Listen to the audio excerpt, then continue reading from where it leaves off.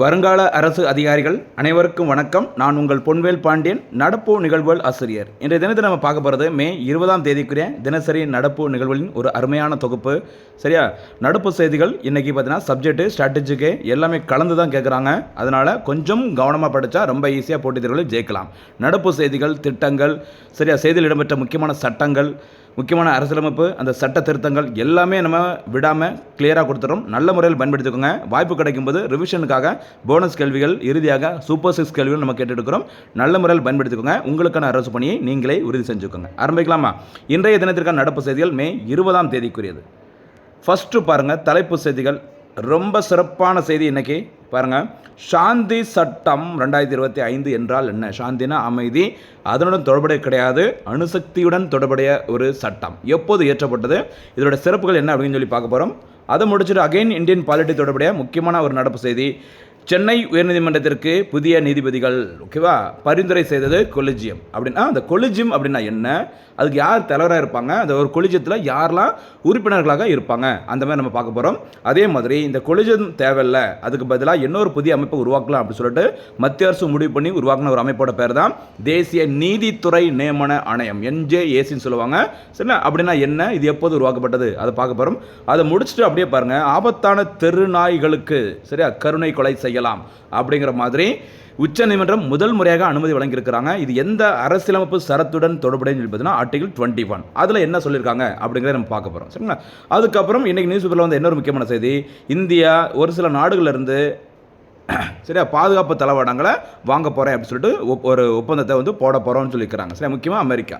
அப்படி பார்க்கும்போது இந்தியா வேறு என்னென்ன நாடுகளில் முக்கியமான பாதுகாப்பு, அந்த போர் விமானங்கள், இராணுவ ஹெலிகாப்டர்கள், அந்த மாதிரி என்னெல்லாம் யார்கிட்ட வந்து வாங்கியிருக்கிறாங்க ஒரு சின்ன குறிப்பு பார்க்க போகிறோம். அதுக்கப்புறம் இந்தியா மற்றும் நார்டிக் அல்லது நோர்டிக் நாடுகள் இடையிலான 3வது உச்சி மாநாடு எந்த நாட்டில் நடைபெற்றுள்ளது, அதே மாதிரி இந்த நோர்டிக் நாடுகள் அப்படின்னா என்னென்ன நாடுகள் அதில் உறுப்பினராக இருக்கிறாங்க அப்படின்னு சொல்லி பார்த்துட்டு இறுதியாக சூப்பர் 6 கேள்விகள் நம்ம பார்க்க போகிறோம். ஒவ்வொரு நாளும் நம்மளோட நடப்பு செய்திகளை பாருங்கள். தலைப்பு செய்திகள் அவ்வளவு தரமாக தேவையான விஷயங்களை கிளியராக கொடுத்துட்ருக்குறோம். நல்ல முறையில் பயன்படுத்திக்கோங்க மக்களே. நம்மளோட ஹார்ட் ஒர்க் பிடிச்சது அப்படின்னா சேனலை சப்ஸ்கிரைப் பண்ணிக்கோங்க, லைக் பண்ணுங்கள், கேட்குற கேள்விகளுக்கு ரிவிஷன் பண்ணிக்கோங்க. உங்களுக்கான அரசு பணியை நீங்களே உறுதி செஞ்சுக்கோங்க. சரியாமா? அடுத்து ஃபஸ்ட்டு நம்ம பார்க்க போகிறது மே 20ஆம் தேதியில் என்ன முக்கிய தினங்கள் இருக்குது அப்படின்னு சொல்லி பார்க்கலாம். சரியா, ஃபஸ்ட்டு பார்த்தீங்கன்னா உலக அளவியல் தினம். சரியா, மே 20ஆம் தேதி நோட் பண்ணிக்கோங்க. இது ரொம்ப முக்கியமானது. ஸ்ட்ராட்டஜிக்கில் சாதாரணமாக அந்த SSC RRB எக்ஸாம்லாம் இது கேட்கக்கூடியது. சரியா, SIPC எக்ஸாமில் கூட கேட்பாங்க. அடுத்து சுறுசுறுப்புக்கு புகழ்பெற்ற முக்கியமானது ஒன்று தேனீக்கள். சரியா, உலக தேனீக்கள் தினம். சரியா, மே 20ஆம் தேதி. அதே மாதிரி இந்தியாவில் தமிழ் தேசிய தந்தை என்று அழைக்கப்படும் சரியா அயோத்திதாச பண்டிதரின் பிறந்த தினம் இன்றைய தினம். சரியா, இதெல்லாம் ஜஸ்ட் வாட் இஸ் வாட்னு சொல்லி கொடுக்கும்போது இந்த தினங்களில் இருக்கிற ஸ்பெஷலாக கொஞ்சம் டீட்டெயிலாக பார்த்துட்டிங்க அப்படின்னா ஒரு ஸ்ட்ராட்டஜிக்கு கிளியராக கவர் ஆகிடும். அதுக்கு ஒரு குழு தான் நான் கொடுக்க முடியும், நம்ம தான் கொஞ்சம் தேடி படிக்கணும். சரியாம்மா? அடுத்தபடியாக சாந்தி சட்டம் அப்படின்னா என்ன? இன்றைக்கி நியூஸ் பேப்பரில் வந்த முக்கியமான ஒரு சட்டம் பாருங்கள், சாந்தி சட்டம். அதாவது தனியார் துறைகளை ஓகேவா அந்த அணுசக்தி துறையில் கொண்டு வரணும் அப்படிங்கிறதுக்காக ஒரு சட்டம் கொண்டு வந்திருந்தாங்க. சரி, அதில் வேறு என்னென்ன முக்கியமான சிறப்பு அம்சங்கள் இருக்குது அப்படிங்கிறத பார்க்கலாம். பாருங்கள், சாந்தி சட்டம் அதோட ஃபுல் ஃபார்ம் பார்த்துக்கோங்க, சஸ்டைனபிள் சரியா harnessing and advancement of nuclear energy for transforming India. சரியா, அதான் ஷார்ட் என்னது, சாந்தி ஆக்ட், சாந்தி சட்டம். இந்த சட்டம் இயற்றப்பட்ட வருஷம் எப்படின்னு சொல்லி பார்த்துங்க, 2025. தமிழில் சொல்லும்போது அதோட பேர் இந்தியாவை மாற்றுவதற்கான அணுசக்தியை நிலைநிறுத்துதல் மற்றும் மேம்படுத்துதல் சட்டம். சரியா, ஞாபகமாக அணுசக்தியை நிலைநிறுத்துதல் மற்றும் மேம்படுத்தும் சட்டம், ஷார்ட்டா சாந்தி சட்டம் சொல்லுவாங்க, மறந்துடாதீங்க. சரிங்களா, இந்த சாந்தி சட்டம் என்பது இந்தியாவில் அணுசக்தி துறையில் தனியார் முக்கியமான பாயிண்ட் பார்த்துங்க, தனியார் மற்றும் வெளிநாட்டு முதலீடுகளை அனுமதிக்கும் ஒரு புதிய சட்டமாகும். எப்போது ஏற்றப்பட்டது? 2025. இதுக்கு முன்னாடி இருந்த அணுசக்தி சட்டம் நோட் பண்ணிக்கோங்க. எப்போவுமே இப்படி தான் கேட்பாங்க எக்ஸாமில். சமீபத்தில் புதிய சட்டம் வந்ததுன்னா பழைய சட்டத்தை கண்டிப்பாக தெரிஞ்சிருக்கணும். அணுசக்தி சட்டம் 1962, அதுக்கப்புறம் சிவில் பொறுப்பு சட்டம் 2010. இந்த 2 சட்டங்களை நீக்கிவிட்டு தான் இந்த புதிய சட்டம் சாந்தி சட்டம் 2025 இயற்றப்பட்டுள்ளது. சரிங்களா, இந்த சட்டத்தில் நிறைய முக்கியமான இலக்குகள், தனியார் துறை வெளிநாட்டு முதலீடுகளை உள்ள அனுமதிக்கிற ஒரு சட்டம் சொன்னாலும் ஒரு முக்கியமான இலக்கு இருக்குது இந்த சாந்தி சட்டத்தில். என்ன இலக்கு அப்படிங்கிறத கண்டிப்பாக தெரிஞ்சுக்கோங்க. 2047ஆம் ஆண்டிற்குள், அதாவது இந்தியா இப்போ இருக்கிற வளர்ந்தோறும் இந்தியா வளர்ந்த இந்தியாவாக, அதாவது விக்ஷித் பாரதாக மாற்ற வேண்டும். அதற்காக ஒரு இலக்கு நம்ம போயிட்டு இருக்கலாமா? அந்த விக்ஷித் பாரத் இலக்கு 2047ஆம் ஆண்டிற்குள் இந்தியாவின் அணுசக்தி திறனை சரியா 100 ஜிகாவாட்டாக உயர்த்துவதற்கு மற்றும் சுற்றுச்சூழல் தூய்மை இலக்குகளை அடைவதற்கு இந்த சட்டம் வழிவகை செய்கிறது. சரி, அணுசக்தியை பயன்படுத்தி மின்சாரம் பிற விஷயங்கள்லாம் தயாரிச்சாங்க அப்படின்னா சுற்றுச்சூழல் வந்துட்டு கொஞ்சம் தூய்மையாக இருக்கும் அப்படிங்கிற மாதிரி சில விஷயங்கள் சொல்கிறாங்க. அப்படி இலக்கு பார்த்தீங்கன்னா 100 ஜிகாவாட் எதன் மூலம் தயாரிக்க போகிறாங்க?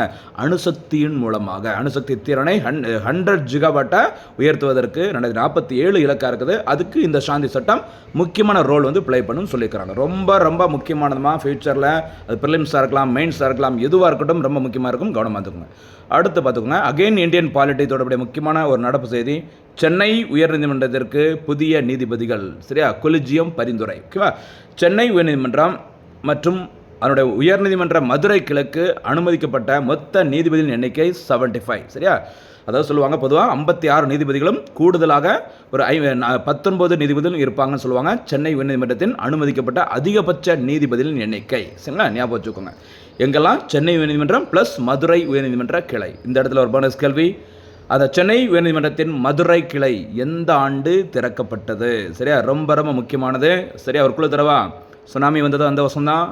சந்திரன் கடத்தல் வீரப்பன் சுட்டுக் கொல்லப்பட்டதும் அந்த வருஷம்தான். கும்பகோணத்தில் அந்த ஸ்கூலில் ஃபயர் ஆக்சிடென்ட் ஆகி 90க்கும் மேற்பட்ட சின்ன குழந்தைங்க தீயில கருகி இறந்ததும் அதே வருஷம்தான். அதே மாதிரி இந்தியாவில் முதல் முறையாக ஜிஏ டேக் வழங்கப்பட்டது அதே வருஷம்தான். நிறைய இருக்குது, கவனமாக இருந்துக்கோங்க. அதில் ஒரு குழு கொடுத்தாச்சு, ஒரு சின்ன குழு. ஆனால் அதில் எவ்வளோ விஷயங்கள் நான் சொல்லியிருக்கேன் அப்படிங்கிறத ஞாபகம் வச்சுக்கோங்க. சரிங்களா? தற்போது சென்னை உயர்நீதிமன்றத்திற்கு சரியா புதிதாக 19 பேரை புதிய நீதிபதிகளாக நியமிக்க உச்சநீதிமன்ற கொலிஜியம் மத்திய அரசிற்கு பரிந்துரை செய்துள்ளது. ஒவ்வொரு வார்த்தைகளும் முக்கியம், ஞாபகம் வச்சுக்கோங்க. பரிந்துரை செய்தது யாரு? கொலிஜியம். யாருக்கு பரிந்துரை செய்கிறாங்க? மத்திய அரசிற்கு, மறந்துடாதீங்க. ஓகேவா? அடுத்தபடியாக அடுத்த கட்டமாக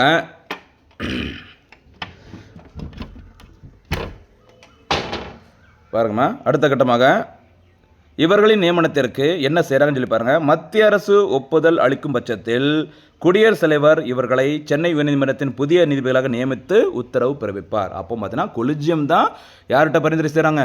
மத்திய அரசிற்கு. மத்திய அரசு வந்துட்டு யார்கிட்ட சொல்கிறாங்க? குடியரசுத் தலைவரிடம். அதுக்கப்புறம் குடியரசுத் தலைவரின் ஒப்புதலை பெற்ற பிறகு தான் முறைப்படி அதற்கான நியமனம் செய்யப்படுகிறது. ஞாபகம் வச்சுக்கோங்க. இந்த ப்ராசஸ் தெரிஞ்சுக்கோங்க. சரிங்களா? யார் பரிந்துரைக்கிறாங்க? கொலிஜியம். இந்த கொலிஜியம்னா என்ன அப்படிங்கிறத கொஞ்சம் கண்டிப்பாக தெரிஞ்சுக்கோங்கம்மா.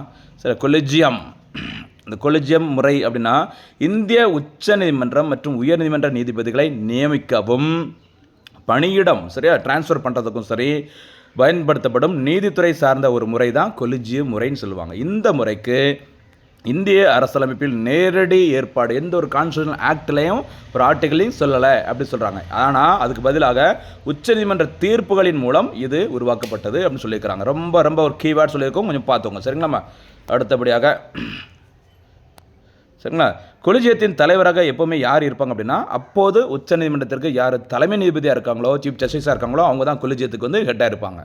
உச்சநீதிமன்றத்தின் கொலிஜியத்தில் யாரெல்லாம் இருப்பாங்க அப்படின்னா தலைமை நீதிபதி ப்ளஸ் ஒரு 4 நீதிபதிகள் என 5 நீதிபதிகள் மொத்தமாக இடம்பெற்றிருப்பாங்க உச்சநீதிமன்றம் தொடர்புடைய அந்த கொலிஜியத்தில். அதே மாதிரி உயர்நீதிமன்றங்கள் மாநில உயர்நீதிமன்றங்கள் தொடர்பான அந்த கொலிஜியத்தில் பார்த்தீங்கன்னா சரியா உயர்நீதிமன்றத்தின் தலைமை நீதி ப்ளஸ் மூத்த நீதிபதிகள் 2 பேர் இருப்பாங்க. அங்கே 1+4, உயர்நீதிமன்றங்களுக்கு 1+2 மறந்துடாதீங்க. சரிங்களா? இந்த கொலிஜியம் பரிந்துரைக்கும் பெயர்களை மத்திய அரசு பரிசீலித்து குடியரசுத் தலைவருக்கு அனுப்பும். மத்திய அரசு இந்த பெயர்களை மறுபரிசீலனை செய்ய கோரலாம். எப்பா எனக்கு சரியில்லை, கொஞ்சம் வேறு மாதிரி பண்ணி கொடுங்க அப்படின்னு சொல்லிட்டு மறுபரிசீலனை செய்யலாம் மத்திய அரசு. ஆனால் கொலிஜியம் அதே பேரை அவங்க பரிந்துரை செய்த அதே பெயர்களை மீண்டும் பரிந்துரைத்தால் அரசு அவர்களை ஏற்றுக்கொண்டு தான் ஆக வேண்டும். நல்ல ப்ராசஸ், சூப்பராக நோட்ஸ் கொடுத்துருக்கோம், மறந்துடாதீங்க. சரி, கொலிஜியம் பரிந்துரைப்பது மத்திய அரசிடம், மத்திய அரசு ஓகே சொல்லி குடியரசுத் தலைவர்கிட்ட அனுப்புவாங்க. குடியரசுத் தலைவர் அதுக்கப்புறம் தான் அவங்கள நியமனம் செய்வாங்க. சரிங்களா? ஒருவேளை மத்திய அரசு வந்துட்டு இல்லைப்பா கொஞ்சம் பார்த்து செய்யுங்க அப்படின்னு சொல்லி மறுபரிசீலனை செய்ய யார்கிட்ட கோரலாம்? அந்த கொலிஜியத்திட்ட சொன்னாங்க அப்படின்னா அந்த கொலிஜியம் ஆளை மாற்றிக்கலாம். இல்லை இவங்க தான் அப்படின்னு சொல்லி மறுபடியும் அனுப்புனாங்க அப்படின்னா ஒன்றுமே பண்ண முடியாது. மத்திய அரசு அவங்களுக்கு ஓகே சொல்லி தான் ஆகணும். குடியரசுத் தலைவர் ஃபைனலாக அவங்கள என்ன பண்ணி ஆகணும்? நியமனம் செஞ்சு தான் ஆகணும். இது வந்து கொலிஜியம். சரியா? இந்த கொலிஜியம் தேவையில்லை, அதுக்கு பதிலாக வேற ஒரு அமைப்பை உருவாக்கலாம் அப்படின்னு சொல்லிட்டு ஒரு அமைப்பு உருவாக்கப்பட்டது. அதோட பேர் பாருங்கள், தேசிய நீதித்துறை நியமன ஆணையம், NJACன்னு சொல்லுவாங்க. சரியா? இது உருவாக்கப்பட்டது பார்த்தீங்கன்னா 2014ஆம் ஆண்டில் பிஜேபி கவர்மெண்ட் வந்த உடனே உருவாக்கப்பட்டது. சரியா? எதன்படிங்கிறது முக்கியமானது பார்த்துங்க. இந்தியன் கான்ஸ்டியூஷனல் அமெண்ட்மெண்ட் ஆக்ட் 99 ஓகேவா 99வது அரசியலமைப்பு திருத்த சட்டம் கொண்டு வரப்பட்ட இந்த ஆணைய மசோதா டிசம்பர் 31, 2014 அன்று இந்திய குடியரசுத் தலைவரின் ஒப்புதலை பெற்று சட்டமானது? ஒரு கேள்வி கேட்கலாமா? டிசம்பர் 31, 2014 நிலவரப்படி இந்தியாவின் குடியரசுத் தலைவராக இருந்தவர் யார்? இதற்கான பதிலை சொல்லுங்கள். அல்லது இந்த 99வது அரசியலமைப்பு திருத்த சட்டத்திற்கு யார், எந்த குடியரசுத் தலைவர் ஒப்புதல் வழங்கினார்? இது வந்து போனஸ் கேள்வியாக சொல்லுங்கள், பார்க்கலாம். அடுத்தபடியாக பாருங்கள், இந்த கொலிஜிய முறைக்கு பதிலாக, இதுக்கு முன்னாடியே இருந்த இந்த கொலிஜிய முறைக்கு பதிலாக நீதிபதி நியமனத்தில் அரசியல் தலையீட்டை தவிர்ப்பதற்கு மத்திய அரசால் கொண்டு வரப்பட்ட என்ஜேஏசி சட்டத்தை இந்திய அரசியலமைப்புக்கு முரணானது என கூறி உச்சநீதிமன்றம் 2015ஆம் ஆண்டில் இந்த என்ஜேஏசி முறையை ரத்து செய்தது. இப்போ இது இல்லை, இருந்தாலும் தெரிஞ்சு வச்சுக்கோங்க, முக்கியமானது. சரிங்களா? அடுத்த செய்தி, அகெயின் இந்தியன் பாலிட்டி தொடர்புடைய பாருங்கள், ஒரு முக்கியமான கேள்வி. ஆபத்தான தெருநாய்கள் கருணை கொலை செய்யலாம், உச்சநீதிமன்றம் அனுமதி. பாருங்கள், வெறி நாய்கள், குணப்படுத்த முடியாத அளவிற்கு நோய் பாதிப்புக்கு உள்ளான நாய்கள், ஆபத்தான தெருநாய்களை கருணை கொலை செய்ய முதல் முறையாக அனுமதி வழங்கி இந்திய உச்சநீதிமன்றம் தீர்ப்பளித்துள்ளது. சரிங்களா? இது நியூஸு, ஆனால் அது தொடர்புடைய முக்கியமானது எக்ஸாமுக்கு என்னன்னு சொல்லி பாருங்கள். இந்திய அரசியலமைப்பு சட்டத்தின் 21வது பிரிவு, ஓகேவா, அதில் என்ன சொல்லி பாருங்கள். 21வது பிரிவின்படி, சரிங்களா, மக்கள் கண்ணியத்துடன் வாழ்வதற்கான அடிப்படை உரிமை என்பது நாய்க்கடி தாக்குதலால் ஏற்படும் ஆபத்து குறித்து அச்சமின்றி சுதந்திரமாக நடமாடுவதற்கான உரிமையும் உள்ளடக்கியது. அதனால் செய்தியில் வந்திருக்குது.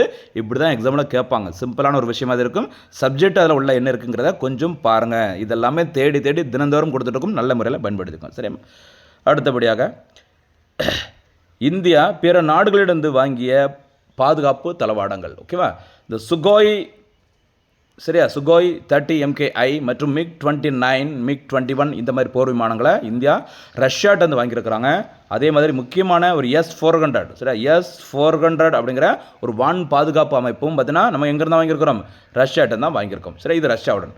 அடுத்து அமெரிக்காட்ட பார்த்தீங்கன்னா AH-64 அப்பாச்சி தாக்குதல் ஹெலிகாப்டர், வேர்ல்டுலே பார்த்தீங்கன்னா டாப்பில் இருக்க தாக்குதல் ஹெலிகாப்டர் இந்த அப்பாச்சி ஹெலிகாப்டர்னு சொல்லுவாங்க. இதுவும் சரி, இந்த சினுக் அப்படிங்கிற கனரக போக்குவரத்து ஹெலிகாப்டர் சரி, இந்தியா அமெரிக்காவிடமிருந்து வாங்கியிருக்கிறாங்க. அதே மாதிரி பிரான்ஸ் நாட்டிடமிருந்து நம்ம ஜாக்வார் அப்படிங்கிற போர் விமானம், அடுத்து ரொம்ப முக்கியமானது ரஃபேல் போர் விமானம், அடுத்து மீராஜ் 200 அப்படிங்கிற போர் விமானங்கள், இது எல்லாமே எங்கேருந்து வாங்கியிருக்கிறோம்? பிரான்ஸ் நாட்டிடமிருந்து நம்ம வாங்கியிருக்கிறோம். சரிங்களா? அடுத்த செய்தி போலாமா? அடுத்த செய்தி, முக்கியமான ஒரு மாநாடு பாருங்கம்மா. இந்தியா நோர்டிக் அல்லது நார்டிக், NORDIC, சரியா, நார்டிக் நாடுகள் இடையிலான 3வது உச்சி மாநாடு. சரி, 2018 இந்த மாநாடு நடைபெற்று வருகிறது. இதுக்கு முன்னாடி சரியா ஸ்வீடன், டென்மார்க் அந்த நாடுகள்லாம் இந்த மாநாடு நடந்திருக்குது. இது வந்து 3வது மாநாடு. மே 19, 2026 அன்று நார்வே நாட்டின் தலைநகரம் ஓஸ்லோ, சரியா, ஓஸ்லோவில் நடைபெற்றது. நம்ம ஏற்கனவே பார்த்துருக்கிறோம். நார்வே நாட்டின் தலைநகரம் ஓஸ்லோ, அங்கே அமைதிக்கான நோபல் பரிசு வழங்கப்படும். மிச்சம் இருக்கிற ஒரு 5 துறைகளுக்கான நோபல் பரிசு பார்த்தீங்கன்னா ஸ்வீடன் நாட்டின் தலைநகரம் ஸ்டாக்ஹோமில் வழங்கப்படும். சரிங்களா? இந்த 3வது இந்த இந்தியா நார்டிக் நாடுகள் இடையிலான 3வது உச்சி மாநாட்டில் இந்திய பிரதமர் நரேந்திர மோடி அவர்கள் கண்டிப்பாக கலந்துருக்கிறாங்க. இது தவிர Denmark, Finland, Iceland, Norway, Sweden ஆகிய 5 நார்டிக் நாடுகளின் பிரதமர்களும் இணைந்து பங்கேற்றனர். அந்த நார்டிக் நாடுகள்னா என்ன, எதெல்லாம் அதில் இருக்குது அப்படிங்கிறத கண்டிப்பாக தெரிஞ்சுக்கோங்க. முக்கியமானது Denmark, Finland, Iceland, Norway, Sweden. ரொம்ப கிளியரானது, சரியா, தூய்மைக்கு ரொம்ப ரொம்ப புகழ்பெற்றது, சுற்றுச்சூழல், ஓகேவா, எல்லாத்துலையும் பார்த்தீங்கன்னா இவங்க டாப்பில் இருப்பாங்க. ரொம்ப அமைதியாக வாழ்கிற மக்கள் எங்கே அப்படின்னா இவங்களும் டாப்பில் இருப்பாங்க. மனிதவள மேம்பாட்டு குறியீட்டில் பார்த்தீங்கன்னா இந்த நாடுகள் தான் மேக்ஸிமம் டாப்பில் இருக்கும். இதுதான் இந்த நார்டிக் நாடுகள்னு சொல்லுவாங்க, மறந்துடாதீங்க. இந்த நாடுகளுக்கும் இந்தியாவுக்கும் இடையே 3வது உச்சி மாநாடு நடைபெற்ற இடம் ஓஸ்லோ, நார்வே நாட்டின் தலைநகரம். அடுத்த, அதாவது 4வது இந்தியா நார்டிக் உச்சி மாநாடு பார்த்தீங்கன்னா ஃபின்லாந்து நாட்டின், சரியா, ஹெல்சிங் நகரில் நடைபெற உள்ளது குறிப்பிடத்தக்கது. அடுத்தபடியாக இன்று தெரிந்திருக்கிற சூப்பர் 6 கேள்விகள். Today super 6 question. ஃபர்ஸ்ட், சாந்தி சட்டம் எதனுடன் தொடர்புடையது? அந்த சாந்தி சட்டம் எப்போது ஏற்றப்பட்டு? லாஸ்ட் கொஸ்டின்ஸாக இருக்குது, நன்றி சேர்த்து சொல்லுங்கள். செகண்ட் ஒன் பார்த்தீங்கன்னா நீதிபதிகள் நியமன அந்த கொலிஜியத்தின் தலைவர் யார்? தேர்ட் ஒன், இந்திய அரசியலமைப்பின் சரத்து ஆர்டிகல் 21 எதனுடன் தொடர்புடையது? ரீசெண்டாக ஏன் நியூஸில் வந்திருக்கு அப்படிங்கிறத சொன்னீங்கன்னா சூப்பராக இருக்கும். அடுத்து S-400 அப்படிங்கிற அந்த வான் பாதுகாப்பு அமைப்பினை இந்தியா எந்த நாட்டிடமிருந்து வாங்கியிருக்கிறாங்க? 5வது கேள்வி மற்றும் 6வது கேள்வி, நோர்டிக் நாடுகளில் உள்ள உறுப்பினர்கள் எவை? சரியா? 6வது, இந்த சாந்தி சட்டம் எப்போது ஏற்றப்பட்டது? இதற்கான கேள்விகளை வீடியோ ஃபுல்லாக பார்த்துட்டு நல்ல முறையில் பதில் சொல்லுங்கள். தேர்வில் வெற்றி பெறுங்கள். மீண்டும் சந்திக்கலாம். நன்றி, வணக்கம்.